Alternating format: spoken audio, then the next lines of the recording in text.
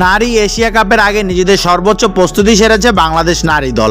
প্রথমে বিকেএসপিতে, এরপর মিরপুর শেরে বাংলায়। আজ এশিয়া কাপ খেলতে শ্রীলঙ্কার উদ্দেশ্যে দেশ ছাড়বে নিগার সুলতানা জ্যোতির দল। তার আগে নিজেদের প্রস্তুতি নিয়ে মিরপুরে কথা বলেছে বাংলাদেশ নারী দলের প্রধান কোচ হাসান তিলকরত্নে।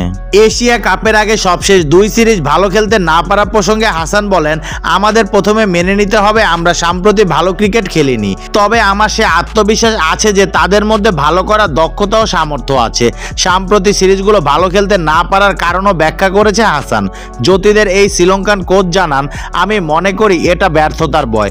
আমরা সবাই জানি ওরা প্রত্যেকে ভিন্ন ভিন্ন জায়গা থেকে এসেছে, ওদেরকে আমাদের সাহস দিতে হবে। আমরা সাম্প্রতি ভালো খেলছি না ঠিক আছে, তবে দলের সামর্থ্য আমার আস্থা আছে।